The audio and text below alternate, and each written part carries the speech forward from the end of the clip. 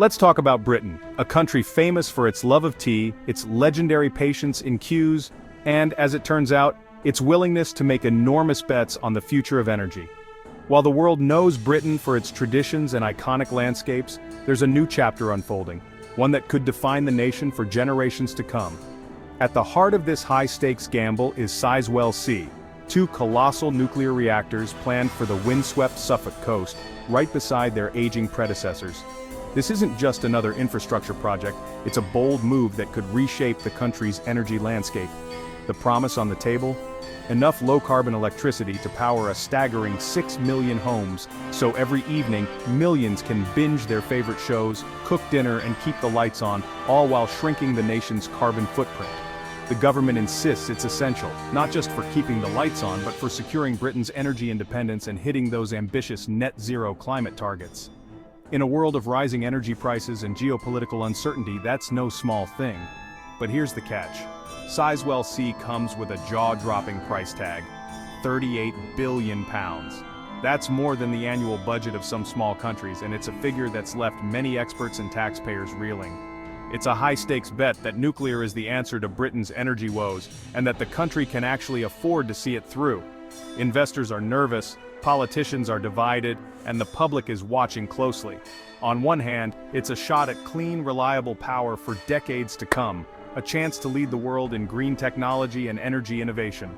On the other, it could become a financial black hole, sucking up public money and resources with no guarantee of success, and leaving future generations to pick up the tab if things go wrong.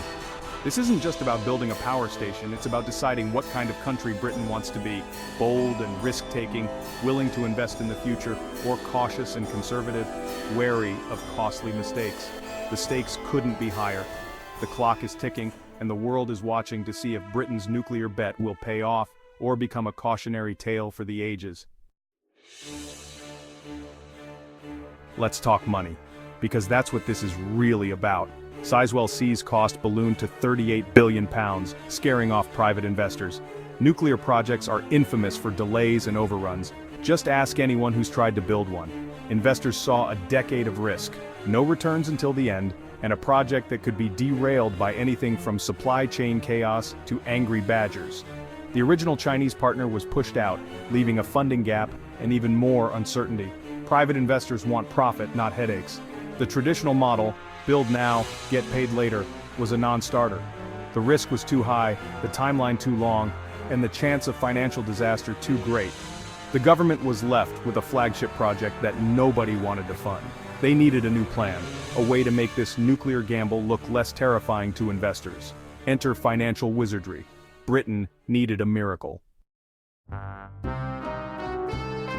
Enter the regulated asset base, or RAB model, the government's financial magic trick. It's a clever piece of financial engineering designed to make the impossible possible. When it comes to building something as massive and expensive as a nuclear power plant, traditional funding just doesn't cut it. The risks are too high, the costs are too unpredictable, and private investors usually run for the hills. But with RAB, the government found a way to pull a rabbit out of the hat. Here's the deal. Under the RAB model, the builders of Sizewell C don't have to wait until the plan is finished to get paid. Instead, they start receiving payments while the concrete is still being poured and the cranes are still swinging. This means cash starts flowing in from day one, keeping the project moving and the workers on site. Investors, too, get a sweet deal.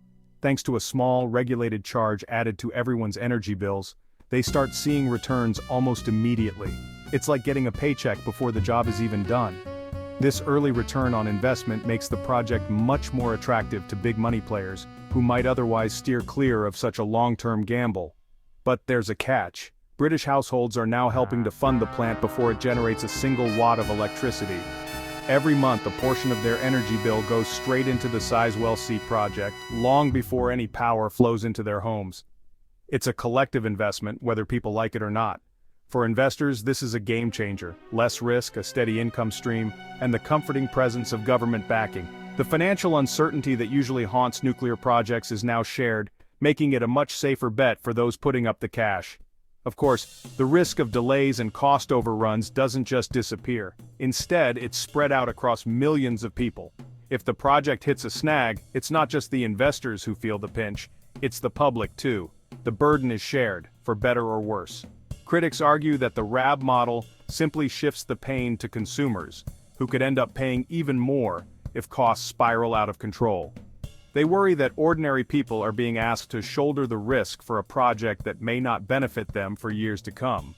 But for the government and investors, RAB was the only way forward. Without it, the financial mountain would have been too steep to climb, and the dream of Sizewell C would have remained just that, a dream. Without the RAB model, private money would have stayed far away, and the site at Sizewell would be nothing more than an empty field with big ambitions and no future. The RAB model, in effect, unlocked the treasure chest. It turned a financial dead end into a path forward, making it possible to gather the billions needed to get the project off the ground. It's clever, controversial, and for a project of this scale, absolutely essential. Without it, Sizewell C would never have moved beyond the drawing board. The public pays up front, investors breathe easy, and the government finally gets its long-awaited nuclear project off the ground.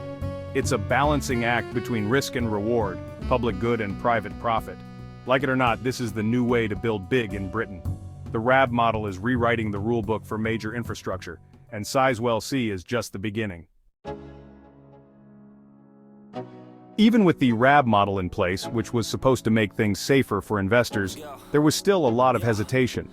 The sheer scale and risk of building a new nuclear plant like Sizewell C made investors nervous. So the government decided to step in and play a much bigger role, becoming the ultimate backer for the project. The UK government didn't just offer words of support, they put their own money on the line, becoming the project's majority shareholder. They even went so far as to buy out the Chinese partner, making sure that control and responsibility stayed firmly in British hands. This was a huge shift. It wasn't just about setting the rules or regulating the industry anymore. The government was now taking direct ownership. They were no longer just referees, they were players on the field. That meant the government's own success, reputation, and even political future were now tied to whether Sizewell C succeeded or failed. The stakes had never been higher. For investors, this was a massive confidence boost. Suddenly, the risk seemed a lot more manageable because they knew the government was standing right behind them, ready to step in if things went wrong. The government didn't stop there. They also helped secure billions in loans, offering official guarantees to lenders. If the project ran into trouble, the government promised to cover the losses, making banks and financial institutions much more willing to lend.